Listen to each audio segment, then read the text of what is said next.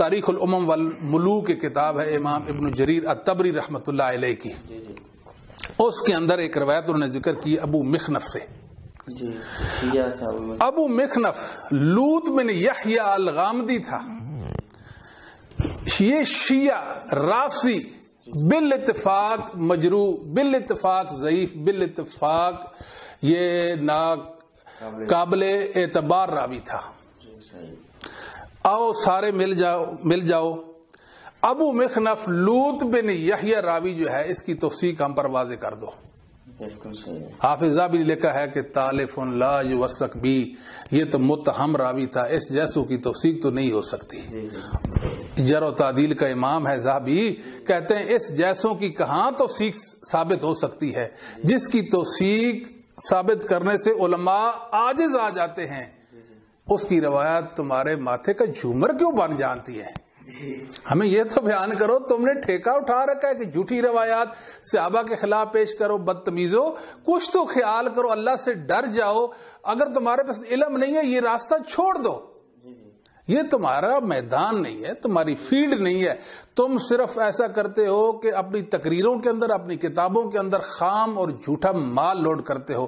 یہ جو گھڑنٹلے ہیں نا شیعوں کی، کبھی تو نصر بن مزاحم کی روایت لے آؤ گے، کبھی جناب محمد عمر الواقدی کی روایت لے آؤ گے، اور کبھی ابو مخنف کی روایت لے آؤ گے، کبھی ہشام بن محمد بن صائب الکلبی کی روایت لاؤ گے، کبھی کس کی. جھوٹوں کی روایت تمہارا مقدر ہے، لیکن سچوں کی کیوں نہیں روایتیں پیش کرتے ہیں؟ صحابہ کے دشمنوں سے روایات لے کر صحابہ سے دشمنیاں کماتے ہو، اللہ سے ڈرتے نہیں ہو.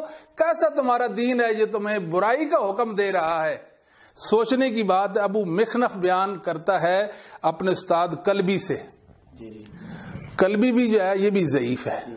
ابو مخنف کے بارے میں ہم نے پہلے بھی کہہ دیا، کبھی انشاءاللہ موقع ملا اس کے متعلق ہم بتائیں گے کہ ابو حاتم الرازی جیسا امام کہتا ابو مخنف لوط بن یحییٰ متروک راوی ہے.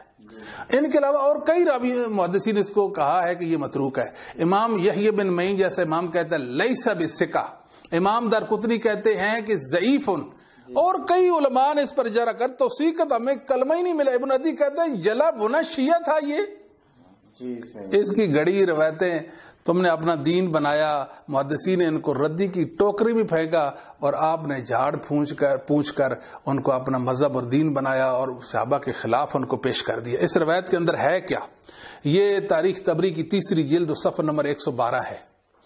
اس روایت کے اندر ہے کہ سیدنا معاویہ پر، سیدنا عمر بن عاص پر، سیدنا عبد الرحمن بن خالد وغیرہ دوسرے لوگوں پر سیدنا علی رضی اللہ تعالیٰ جنہ وہ کیا کرتے تھے، نماز فجر کے اندر قنوت کرتے تھے، ان پر لعنت کرتے تھے.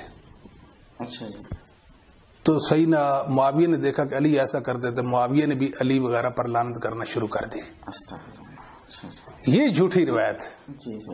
ٹھیک ہے جی. جس کو ابو مخنف لوط بن یحییٰ شیعہ نے گڑھا اور اس نے اپنے استاد کلبی سے لیا. ٹھیک ہے. تو ہم یہ بھی بیان کریں گے کہ طبقات ابن سعد،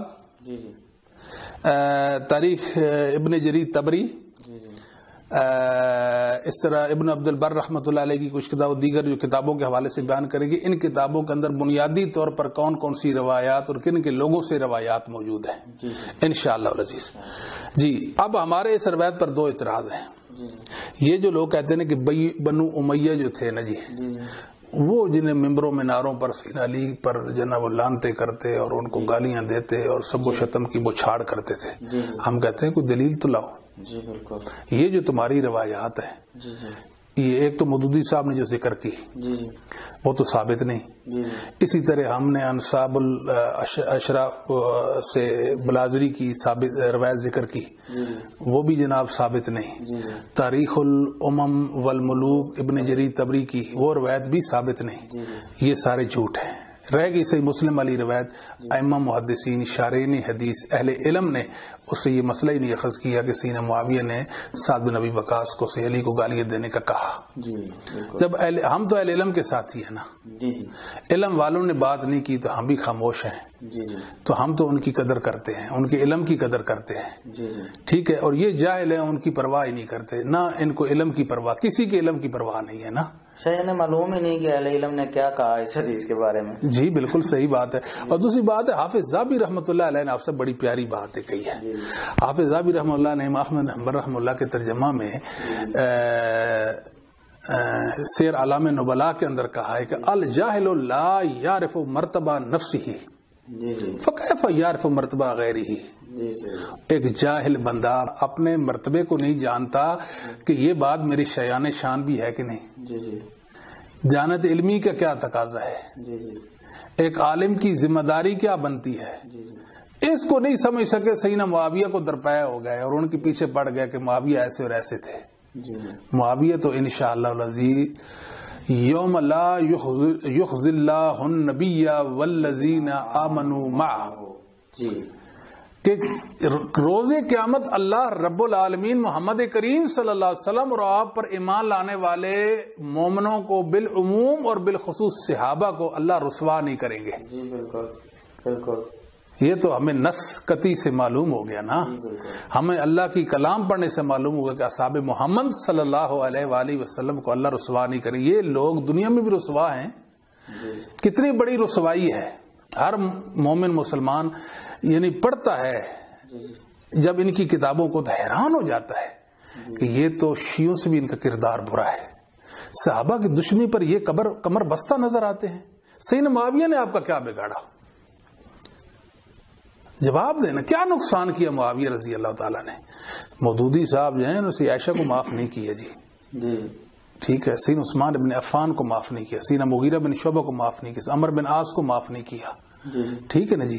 یہ تو وہ لوگ ہیں اصل میں انہوں نے کہاں سے سیکھا ہے؟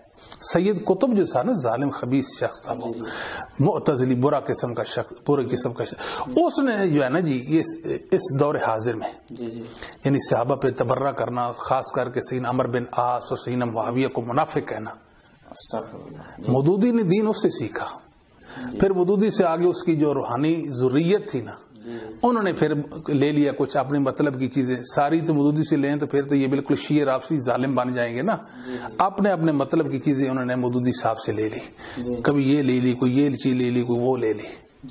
ہم یہ کہتے ہیں ائمہ حدیث ہم یہ بتاتے ہیں یبعد علی معاویہ ان یسرها بلعنه وسبه لما كان معاویہ موصوفا به من العقل والدین والحلم والاخلاق وما يروى عنه في ذلك فاكثره كذب لا یسخ.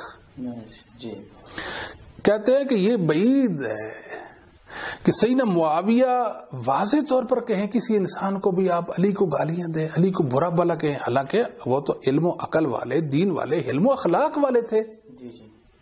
سیدنا معاویہ رضی اللہ تعالیٰ کے اجتہادی معاملے میں ایک مسئلہ تھا عثمان ابن عفان کے قاتلین کا, ان کو کیفر کردار تک پہنچانے کا. وہ ان کی باتوں کے سیدنا علی سے جنگ ہو گئی جس طرح سید عائشہ کی جنگ ہو گئی. اس کے علاوہ سیدنا نے کبھی بھی اپنی زندگی میں سیدنا علی کے خلاف کوئی بات نہیں کی اور نہ ہی ان کو سب و شتم کیا.